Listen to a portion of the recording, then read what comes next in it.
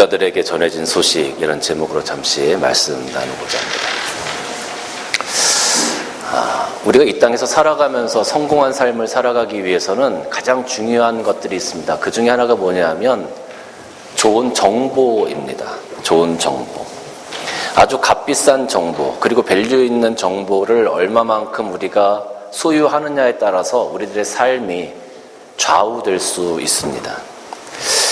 좋은 정보를 가지고 있는 사람의 삶이 성공할 수 있기 때문에 이 좋은 정보를 탐하는 사람들이 굉장히 많죠.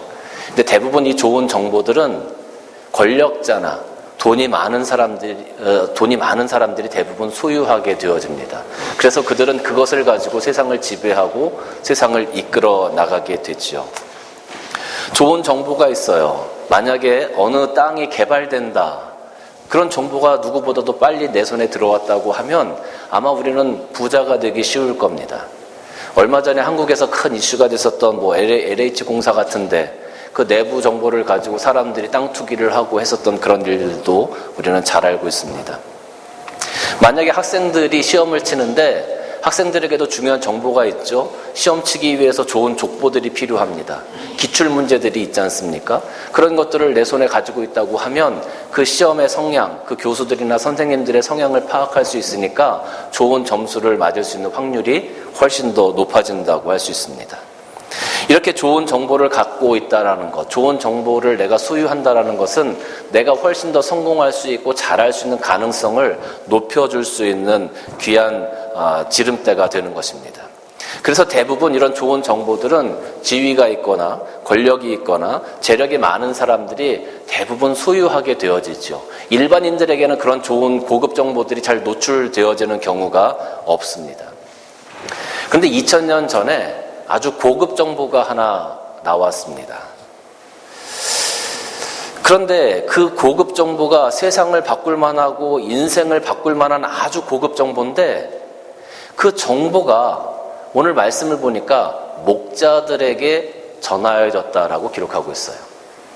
사실 그런 고급 정보라고 하면 왕이나 장군이나 권력자들에게 전해져서 그들로 하여금 무언가 더 많은 것들을 만들어가고 더 아름다운 모습을 만들어가고 할 수 있을 것 같은데 그들에게 전해지는 것이 아니라 목자들에게, 가장 일반적인 사람들에게 이 고급 정보가 전해졌다라는 거예요. 그 정보는 바로 유대인의 왕이신 메시아이신 아기 예수님이 탄생하신다라는 이야기였습니다. 여러분, 우리가 한번 생각을 해보십시다. 유대인의 왕으로 오세요. 메시아로 오세요. 그러면 그 메시아, 유대인의 왕을 가장 많이 기다렸을 법한 사람들이 누구겠습니까? 바로 유대인들이었단 말이에요. 어떻게 보면 대제사장이나 서기관이나 바리새인들이나 율법학자들, 이런 사람들이 아기 예수님이 탄생하신다고, 메시아가 탄생하신다고 이런 정보를 접했으면 구름같이 몰려와서 아기 예수님을 경배하고 그분을 위해서 무언가 했어야만 했어요. 그런데 아기 예수님이 태어나신다는 정보가 이 땅에 나왔을 때 그들은 전혀 꿈쩍하지 않았다라는 거죠. 가장 그 정보에, 예수님이 탄생하신다는 그 소식에 놀라고 기뻐해야 할 만한 사람들은 절대 움직이지 않았다라는 거죠. 그럼 그들이 아기 예수님이 이 땅에 오시는 걸 몰라서 그랬을까요? 마태복음 2장 말씀을 보면 동방박사 세 사람이 아기 예수님께서 어디서 태어나셨는지 모르고 헤롯이는 왕궁으로 갑니다. 그래서 그 유대인의 왕으로 오신 예수님이 어디 있느냐, 아기가 어디 있느냐 물었어요. 그때 왕도 깜짝 놀라고 다른 사람들도 놀랐어요. 왕이 제사장과 율법학자들을 불렀습니다. 그리고 그들에게 물었습니다. 2장 4절부터 말씀 보니까 왕이 모든 대제사장과 백성의 서기관들을 모아 그리스도가 어디에서 나겠느냐 물었습니다. 그랬더니 그들이 대답합니다. 이르되 유대 베들레헴이오니 이는 선지자로 이렇게 기록된 바 또 유대 땅 베들레헴아 너는 유대 고을 중 가장 작지 아니하도다. 내게서 한 다스리는 자가 나와서 내 백성 이스라엘의 목자가 되리라 하였음입니다. 그들이 모르지 않았습니다. 예수님이 어디에서 태어나실지 분명히 알았습니다. 그런데 그들이 왜 경배하러 가지 않았을까요? 그들은 관심이 없었습니다. 예수님이 태어나시는 것에 대해서 관심이 없었다는 거예요. 그것에 대해서 중요하게 생각하지 않았다라는 거예요. 그들이 가장 중요하게 생각한 것은 무엇이냐면 이 땅에 메시아로 오신 아기 예수님이 중요하고 그것에 관심이 있었던 것이 아니라 어떻게 하면 내가 내 권력을 유지하고 내가 지금 살고 있는 이 편안함을 유지하고 있을까에 더 관심을 가지고 있었다라는 거죠. 그러니까 오히려 아기 예수님이 오시는 것이 반갑지가 않은 거예요. 혹시 아기 예수님이 오셔서 내 삶이 흐트러질까 봐, 내가 지금 가지고 있는 것을 놓쳐버릴까 봐 그들은 오히려 아기 예수님을 핍박하게 되는 거죠. 아기 예수님을 죽이려고 시도하게 되는 거죠.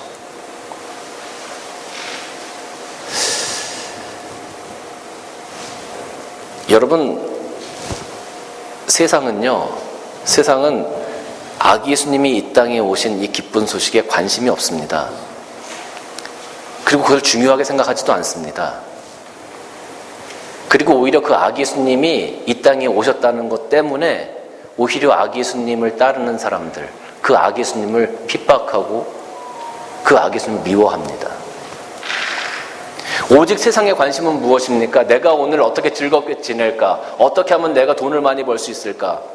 어떻게 하면 내가 조금 더 편안할까? 어떻게 하면 내 주머니에 더 많은 것을 채울 수 있을까가 세상의 관심이에요. 오늘 그리스도인들의 삶은 어떻습니까?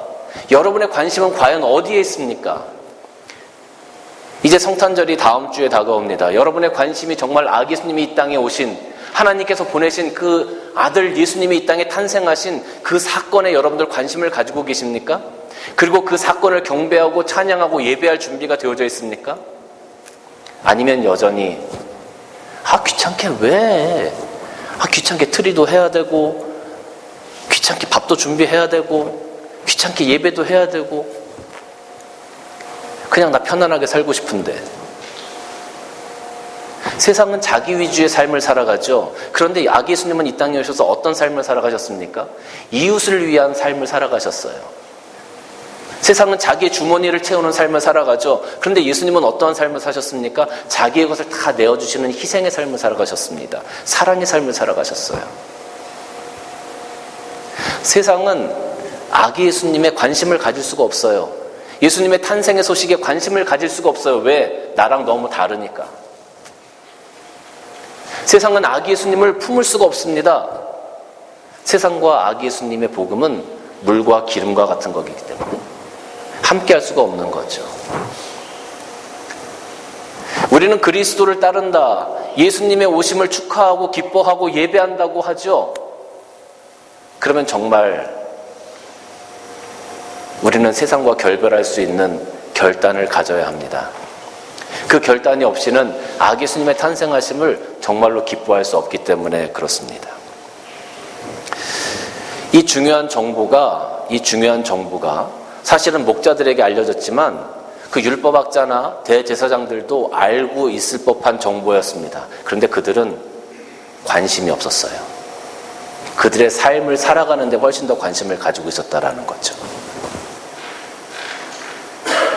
오직 그 사실에, 그 정보에 관심을 가졌던 사람은 목자들이었습니다.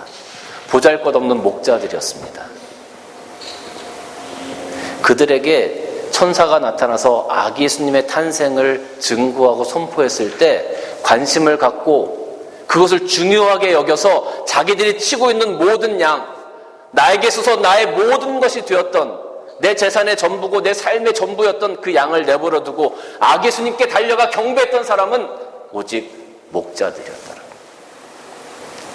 사랑하는 성도 여러분, 우리가 아기 예수님의 탄생하심을 축하하고 그 아기 예수님의 탄생을 경배하기 위해선 목자들처럼 내가 세상 가운데서 중요하게 여기고 나의 전부라고 생각했던 것을 내려놓아야만 합니다.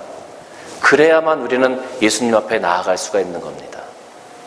아까 우리 주일학교 어린이들이 지혜롭게 얘기했어요. 다 끌고 가면 되지요. 전 생각도 못했는데. 그래요. 어쩌면 우리는 우리가 가지고 있는 거 다 가져가면 안 됩니까?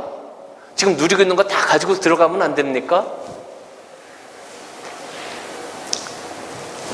하나님과 세상을 겸하여 섬길 수 없다. 우리가 오늘 내려놔야 될 것이 무엇인지, 그리고 내가 목자처럼 아기수님의 탄생을 기뻐하고 하나님께 나아가기 위해서 어떠한 것을 내가 내려놔야 하는지 고민하시면서 이 성탄의 축복을 받아 누리시는 여러분들 되시길 주님의 이름으로 간절히 축원합니다. 사실 이 목자들은요, 이스라엘 사회에서 인정받지 못하는 그런 직업을 가지고 있는 사람들이었어요. 여러분, 이스라엘 민족들이 가장 중요하게 생각한 것이 뭔지 아십니까? 율법입니다. 율법. 근데 율법에서도 가장 중요한 것이 뭐냐 하면 안식일을 거룩하게 지키라라는 거예요. 근데 이 목자들이 안식일을 잘 지킬 수 있었을까요? 이 목자들은 24시간 7일 내내 365일 그 양들을 돌보는 사람들이에요.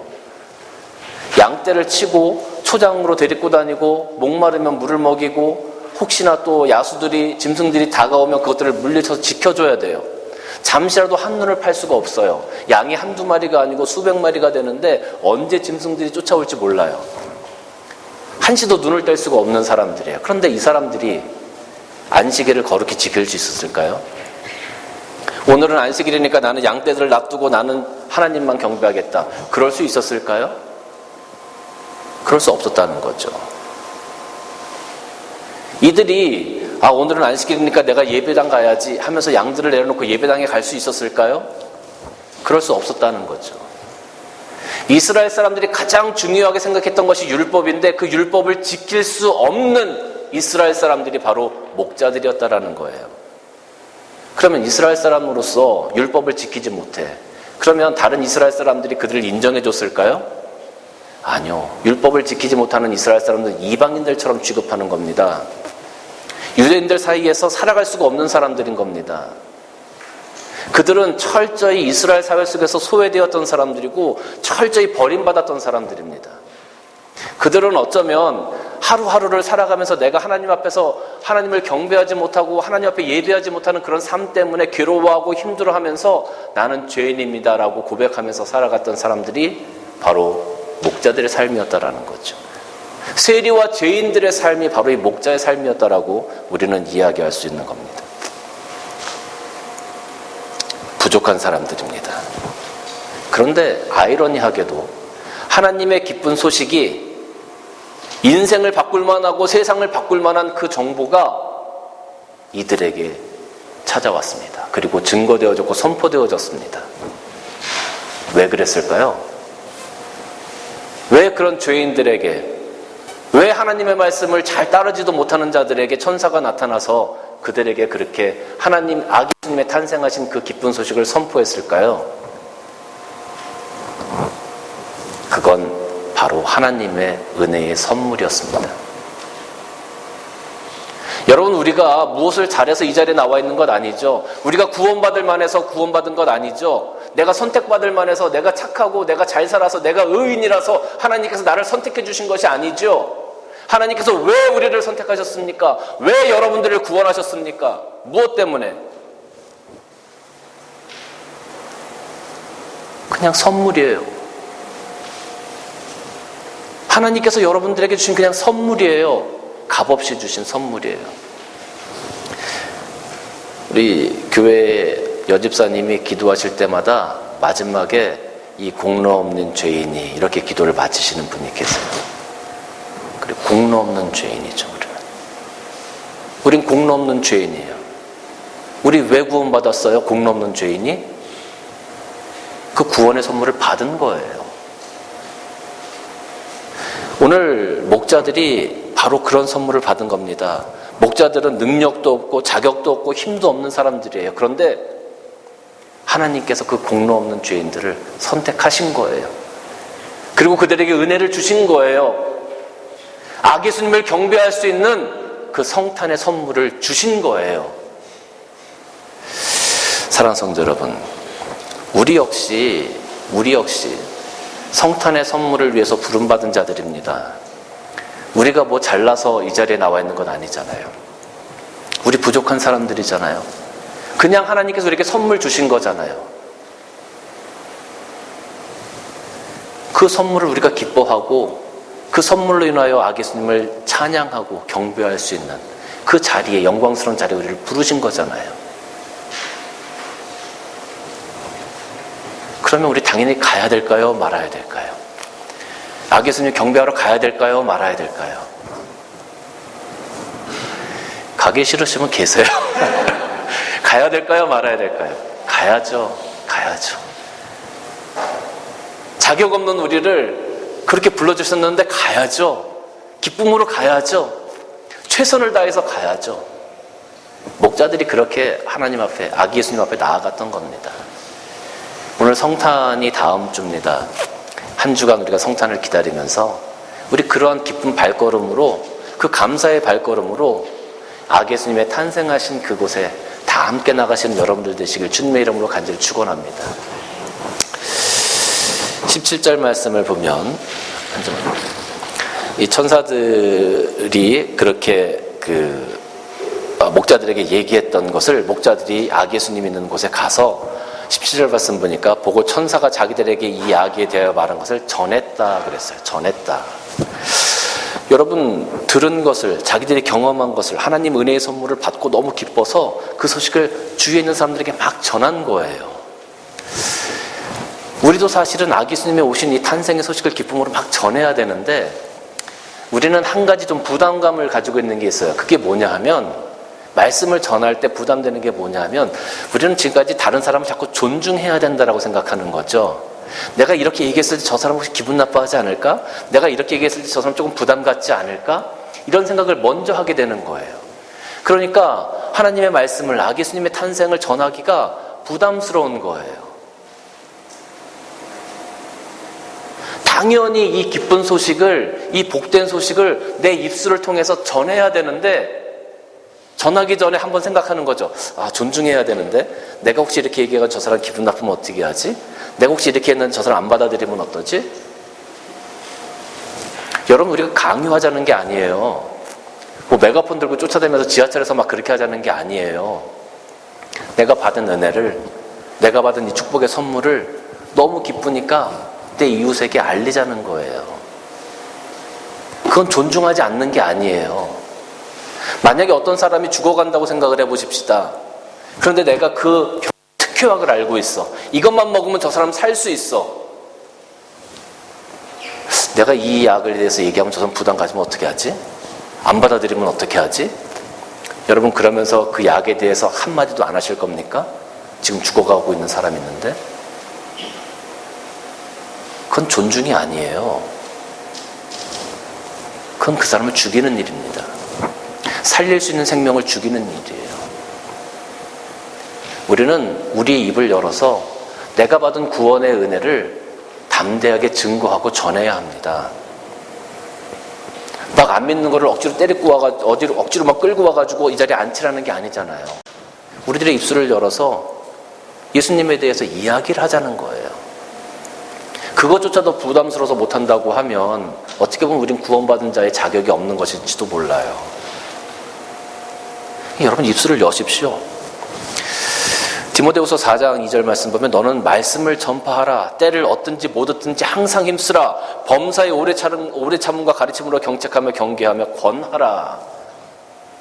범사에 오래 참고요, 잘 가르치고요, 때를 얻든지 못 얻든지 우리 예수님께서 이 땅에 오신 이 기쁜 소식, 이 복음을 전해야 되는 겁니다. 그것이 바로 우리들의 사명이에요. 사랑하는 성도 여러분, 좀 입술을 열었으면 좋겠어요. 그리고 하나님 찬양하는 거 나 혼자만 하지 마시고 내 형제와 자매들에게도 그 말씀을 전하세요. 말을 가장 잘 전하는 사람들 중에 하나가 어떤 사람이냐 하면 다단계 하시는 분들이에요. 기가 막히게 말을 전하더라고요. 다단계 하시는 분들. 제가 그 얘기를 가만히 듣고 있어 보면 다단계를 이렇게 사람을 자기가 이렇게 써보니까 너무 좋다고 소개를 하면서 내가 이거 당신 도와주려고 하는 거야. 당신 돈 벌어주려고 내가 하는 거지 나 좋자고 하는 거 아니야. 그러면서 그거 얼마나 그렇게 잘 이야기하는지 몰라요. 포장이 너무 예쁘게 돼 있어. 근데 사실 우리가 딱 깨놓고 솔직하게 한번 얘기를 해보십시다. 만약에 그 사람이 그걸 소개를 해요. 좋아요. 그런데 그걸 해가지고 나에게 커미션이 안 돌아온다면 내가 만약에 돈을 벌 수 있는 구조가 아니라면 그렇게까지 할까요? 그렇게까지 할 사람 아무도 없을 겁니다. 말로는 내가 당신을 도와주는 거야, 당신 잘 살 수 있게 도와주는 거야 라고 얘기하지만 결국은 내가 돈 벌기 위해서 그 사람을 이용하는 거예요. 그게 다단계입니다. 돈을 위해서도 그렇게 살아가는데 죽는 생명들이 있어요.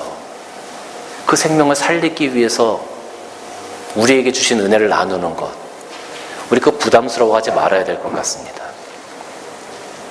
우리가 오늘 살아가는 존재의 이유가 바로 하나님의 나라를 위한 사명 감당, 그 좋은 소식, 그 좋은 정보, 그 복음을 증거하고 나누기 위해서 우리가 살아가고 있는 거예요. 사랑하는 성도 여러분, 이제 형제들에게, 나와 함께한 이웃들에게 내가 받은 은혜를 과감히 나누시는 여러분들 되시길 주님의 이름으로 간절히 축원합니다. 마지막으로 20절 말씀 보면 목자들이 자기에게 이르던 바와 같이 듣고 본 모든 것으로 인하여 하나님께 영광을 돌리고 찬송하며 돌아갔다라고 기록합니다. 우리가 나중에 저 천국으로 돌아갈 때에 우리가 이 땅에서 사명을 잘 감당하고 정말로 하나님께서 우리에게 주신 이 기쁜 복음의 소식을 잘 증거하고 우리가 기쁨으로 하나님 앞에 찬양하며 돌아갈 수 있는 우리들의 삶이 될 수 있다면 그것이 가장 축복받은 삶이 아니고 무엇이겠습니까? 우리가 이 땅에서 축복받은 삶을 정말로 많은 친구들에게, 이웃들에게 알리고 그들에게 하나님의 복음을 증거하고 그들로 하여금 하나님의 구원의 반열에 동참하게 하는 그 사명을 감당하고 우리가 하늘나라에 갈 수 있다면 그 얼마나 축복받은 삶이겠습니까? 그런 사명을 감당하지 못하고 우리가 하늘나라에 간다고 생각해 보세요. 그 발걸음이 기쁘겠습니까?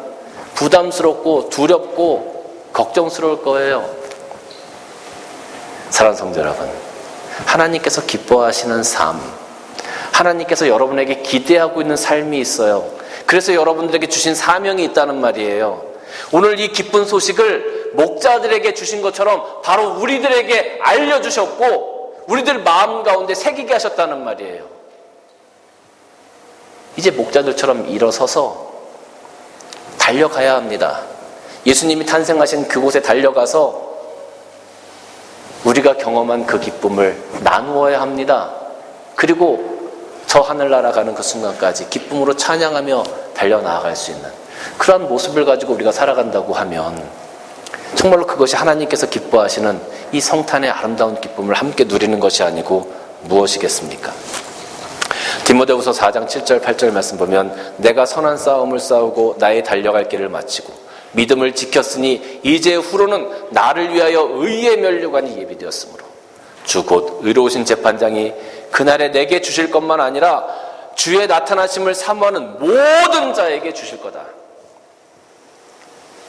나만 의의 면류관 쓰려고 하지 말고 내 주위에 있는 자들도 함께, 내 형제 자매들도 함께 이 의의 면류관을 쓰고 주 앞에 세워져 갈 수 있도록 우리가 최선을 다하는 그런 그리스도인의 삶을 살아가시길 주님의 이름으로 간절히 축원합니다. 이 성탄의 기쁨, 성탄의 좋은 소식, 이 복음, 목자들에게 주신 것, 목자들뿐만 아니라 오늘 나에게 주신 그 기쁜 소식 우리 잘 감당하고 하나님께서 기뻐하시는 모습으로 세워져 가시는 여러분들 되시길 주님의 이름으로 간절히 축원합니다. 기도하시겠습니다.